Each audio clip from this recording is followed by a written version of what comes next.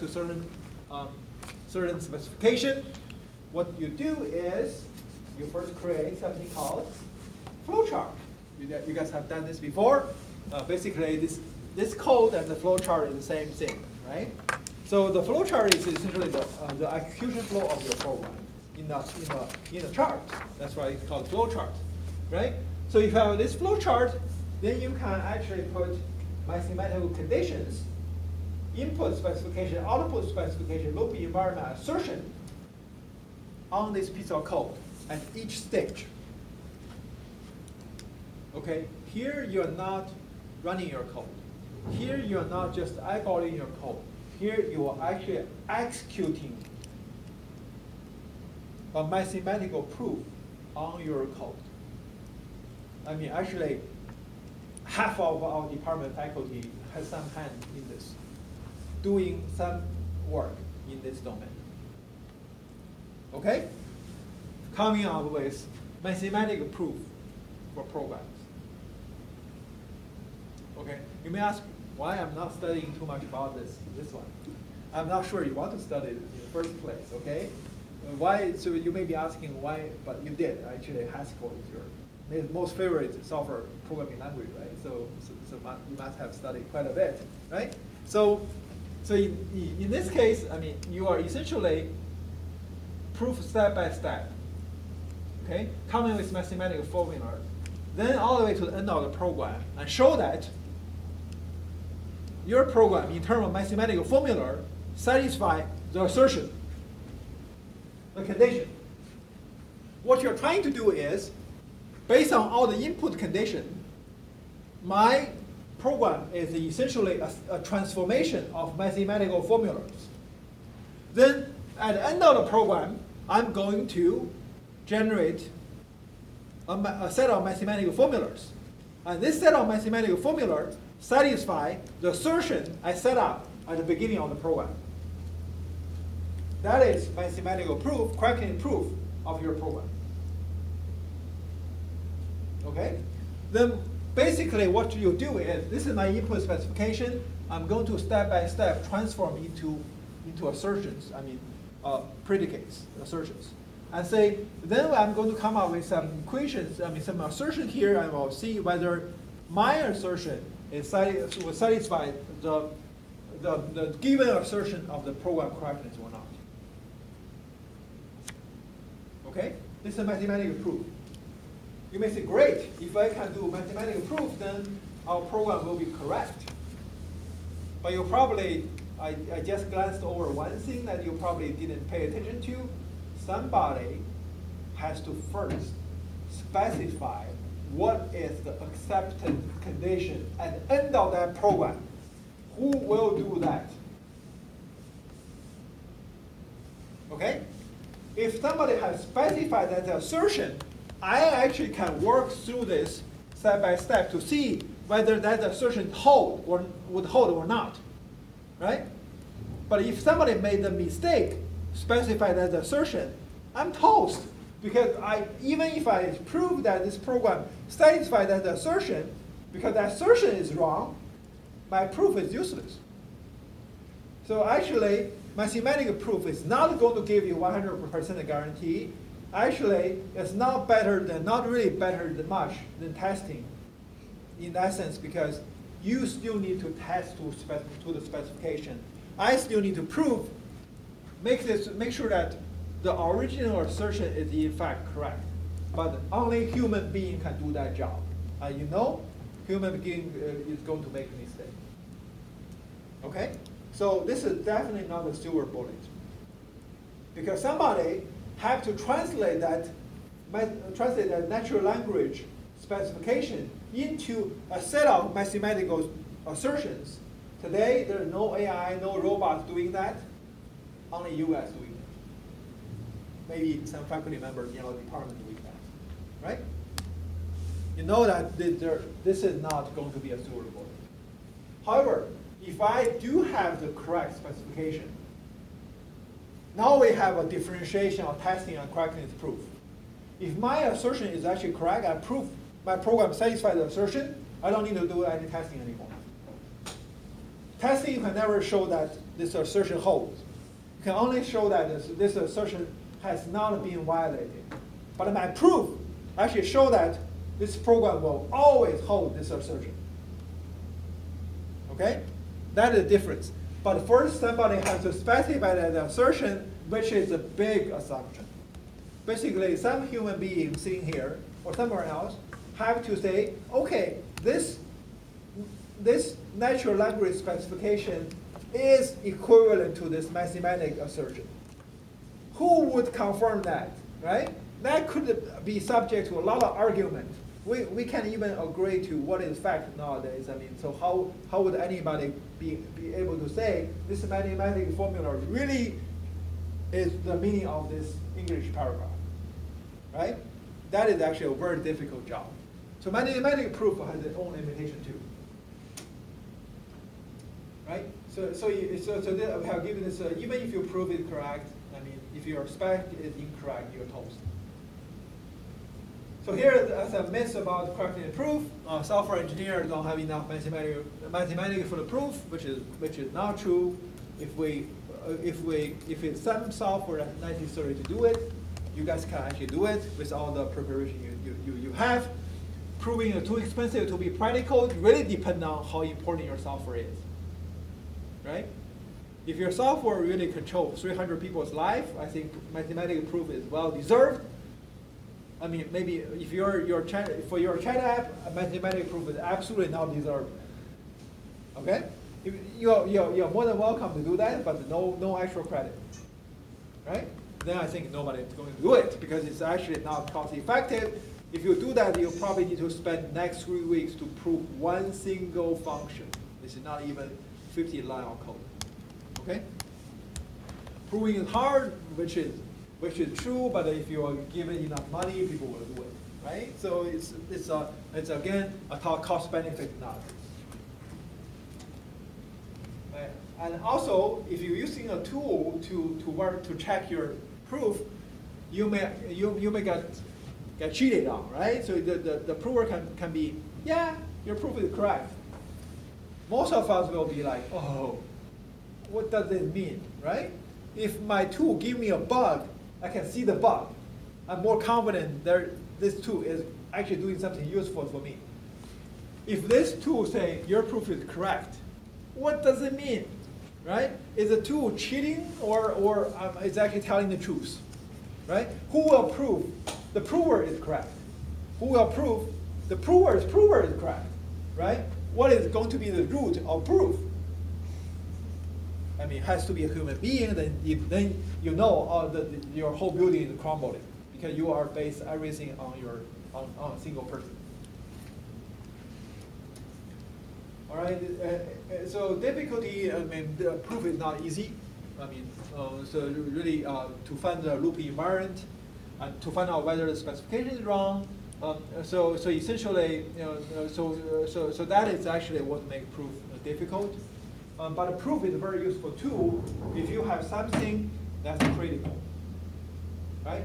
For instance, about I think 25 years ago, when Intel produced the first Pentium, it actually had a major bug in it.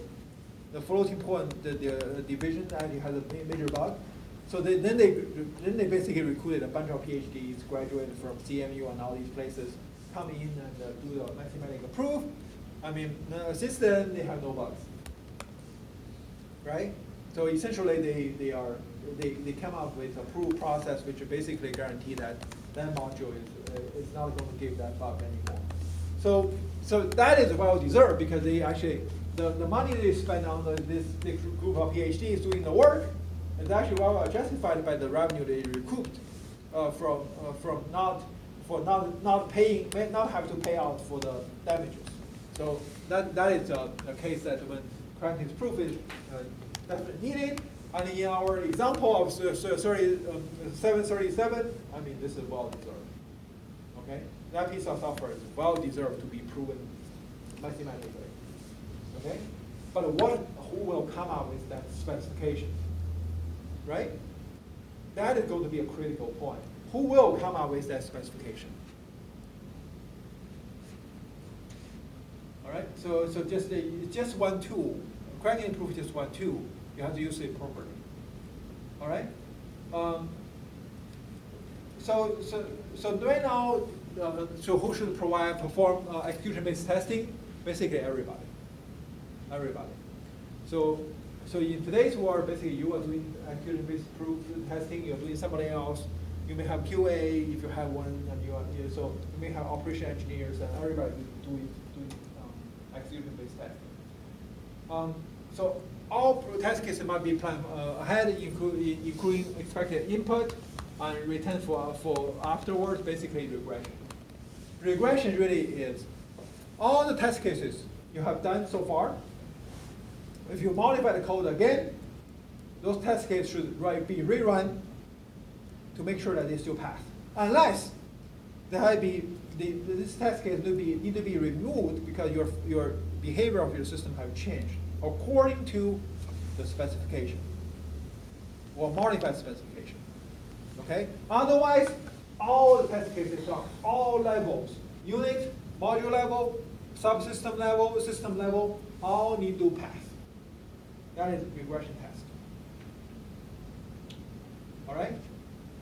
So when do you stop testing? Even really, that is when your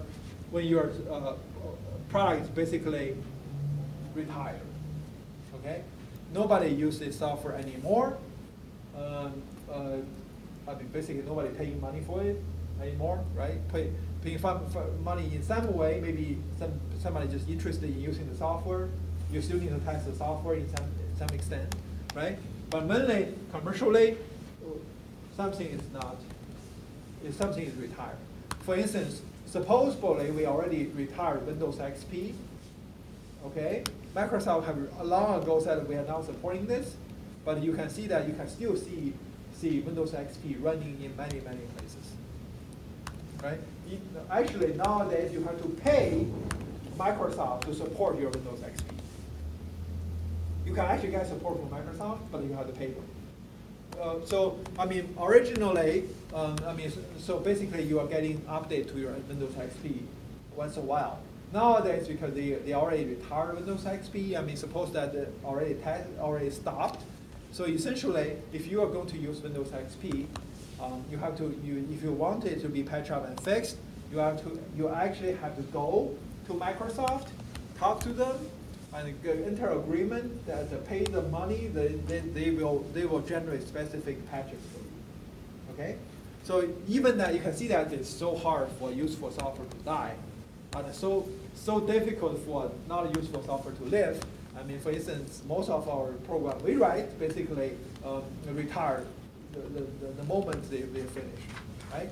In that case, we basically no testing necessary. So this is a quick recap. We talk about what we need to test, not only just correctness, but also utility, easy to use, reliability, performance, and robustness. Again, we only have two ways of doing testing: execution-based testing or review. Okay. We also talk about correctness proof, right? So you have to know that correctness proof is also hinging on your specification is correct. The only way to make sure that your specification is correct today is by human being reviewing your original English spec and your formal spec. Okay? Only when that's actually guaranteed or trusted, then your mathematical proof will make a difference from your execution-based testing. If you prove something correct with respect to mathematical proof, then you know you don't need to do any testing with respect to that anymore. Testing can only show that for the test cases you ran so far, there's nothing wrong. Okay? Mathematical proof is just one approach you can actually utilize to help you test. Okay? It's not, or validate. It's not a silver bullet saying, oh, I'm going to do mathematical proof on my code, then I got 100% correct software. No way. Because your specification may actually be totally wrong.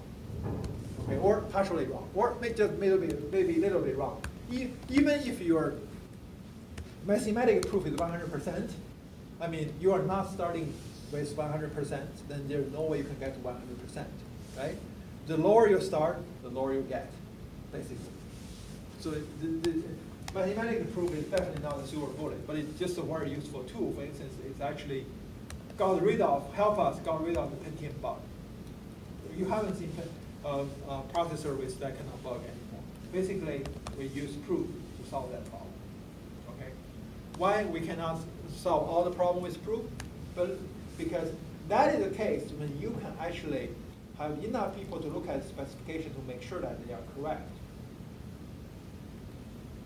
You cannot do that for every case. All right, this is it for our testing. So let's look at what do we want you guys to program today.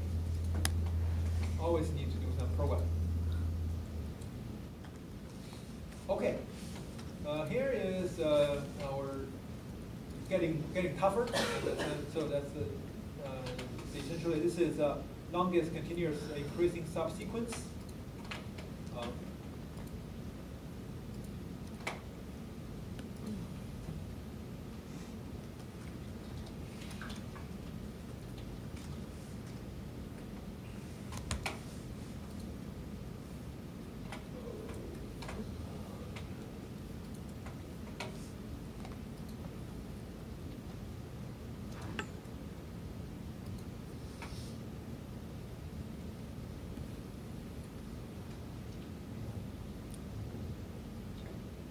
So here is a very good specification. And also, they give you the test cases.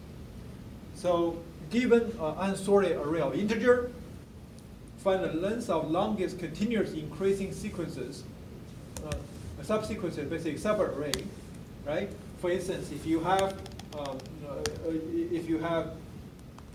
input 1, 3, 5, 4, 7, right? So actually there are many answers to this. Many answers are possible, but for this one, for this one, it's actually so you're in this case it's 2. I mean, increasing subsequence is 2. The length is 1 as well. So essentially, if you have 1, 4, 5, 7. Then the sequence the output will be different because it's actually an increasing order, right?